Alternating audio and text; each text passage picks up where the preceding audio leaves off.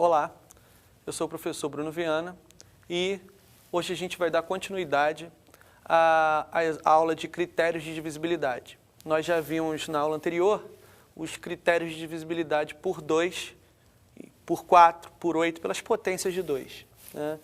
E agora a gente começa a falar da divisibilidade por 3. Né? Quando é que um número é divisível por 3? Quando a soma de todos os seus algarismos resultar em um número divisível por 3. Eu quero chamar a atenção que 2 é um número primo, 3 é um outro número primo. Eu quero chamar a atenção que a regra de divisibilidade por 3 é diferente da de 2.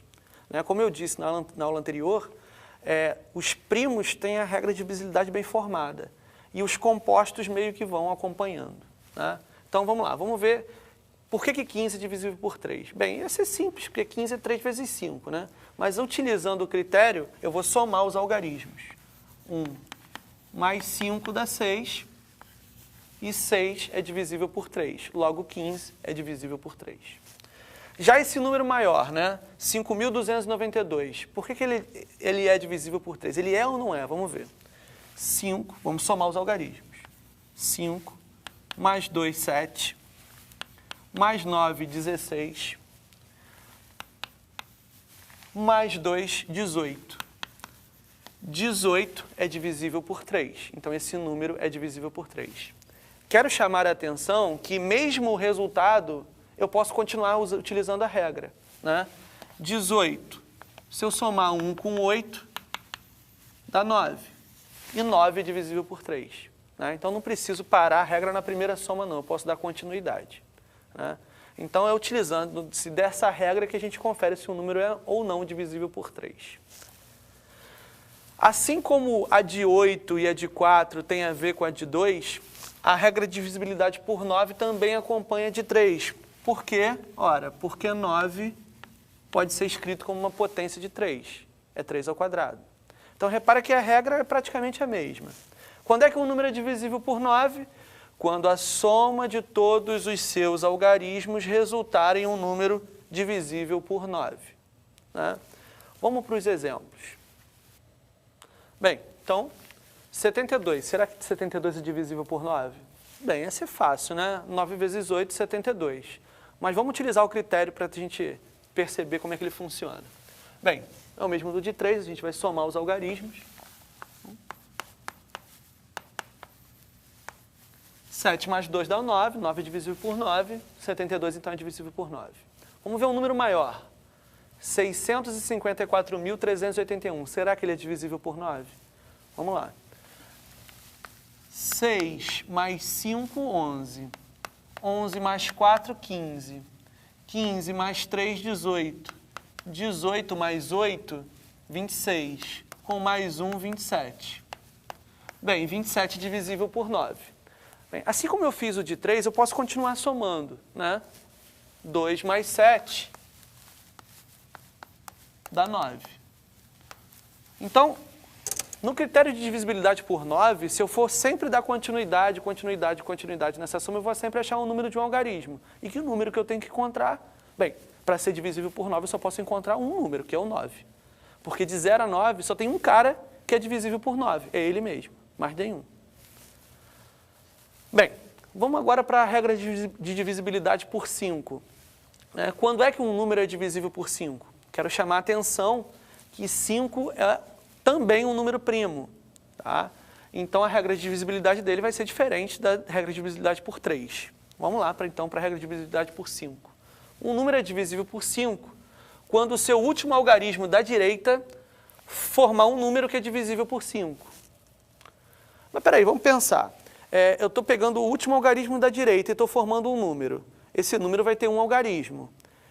Então, eu tenho que procurar os números de 0 a 9 que são divisíveis por 5. Né? O 0, né? E o 5. Então, assim como os livros didáticos resumem essa regra, né? Dizem que um número é divisível por 5 quando termina em 0 ou em 5. Está certo também, não tem problema nenhum. Né? Mas é uma consequência desse critério. Então, 375, por exemplo, é divisível por 5 porque termina em 5. 5.370 é porque termina em 0. 9.005 porque termina em 5 e 3.000 porque termina em 0. Todos esses são divisíveis por 5. Dando continuidade à mesma ideia, a gente viu que a regra de divisibilidade por 8 e por 4 tem a ver com a de 2, porque ambos podem ser escritos como potências de 2. A de 9 tem a ver com a de 3, porque o 9 pode ser escrito como potência de 3.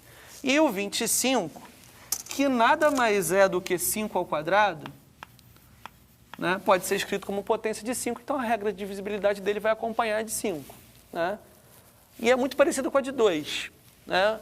Um número é divisível por 5, eu pego o último algarismo. Um número é divisível por 5, eu vou pegar os dois últimos algarismos. Por quê? Porque o expoente aqui é 2. É parecida com a de 2. Então, um número é divisível por 25 quando os seus dois últimos algarismos da direita formarem um número divisível por 25. Né?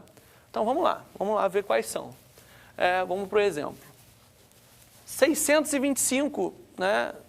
Já é manjado, é 25 ao quadrado, é 25 vezes 25. Então, é divisível por 25. Mas a gente analisa só olhando os dois últimos algarismos. 25 é divisível por 25. 100, também é fácil. 100 dividido por 25 dá 4. Mas, analisando os dois últimos algarismos, eu tenho 0. 0 é divisível por 25. 5.475 é divisível por 25, porque os dois últimos algarismos formaram um número 75, que é 25 vezes 3. E 3.350 também vai ser divisível por 25, porque terminou em 50. 50 é 25 dividido por 2. Bem, e a regra de divisibilidade por 10? Talvez também seja tão simples quanto a de 2, né? Quando é que um número é divisível por 10? Quando o último algarismo da direita do número terminar em 0. Na realidade, devia ser assim, quando o último algarismo da direita formar um número divisível por 10. Mas eu vou estar formando um número de um algarismo divisível por 10. Só tem um, que é o 0. Então, obrigatoriamente, um número para ser divisível por 10 tem que terminar em 0. 40 termina em 0, divisível por 10. 370, 5.000. Todos eles são divisíveis por 10 porque terminam em 0. Forçando mais a mesma ideia, reforçando mais a mesma ideia, 100 não é 10 ao quadrado? Bem, então a regra de 100 vai acompanhar a regra de 10. Né? Quando é que o número é divisível por 100? Quando os dois últimos algarismos da direita forem 0, 0. Né? Por quê? Porque o expoente aqui é 2. Exemplo, 300 termina com 2 zeros. 8.000 termina com 3, mas a gente tem que olhar os dois últimos. Os dois últimos, sendo 0, já basta para ser divisíveis por 100. 62.700, divisíveis por 10.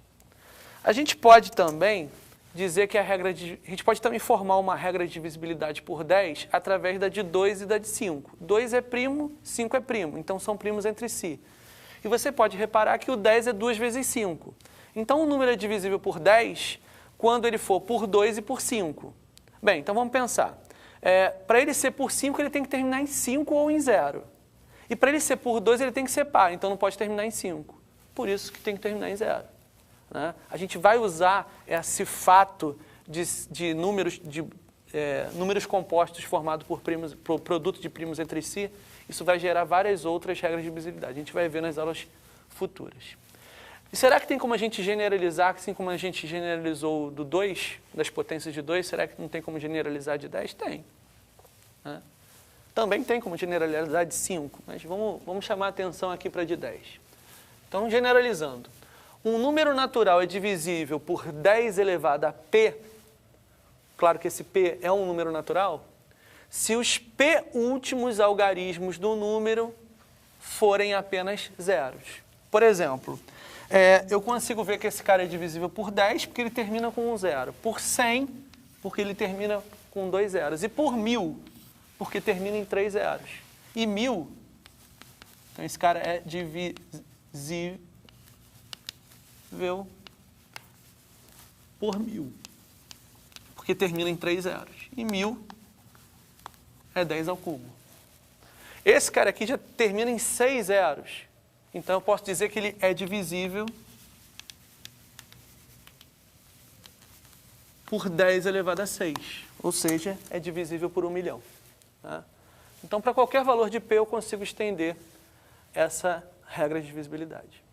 Bem, acredito que por hoje seja só e a gente continua com os demais critérios de divisibilidade nas aulas futuras. Obrigado pela atenção, até a próxima.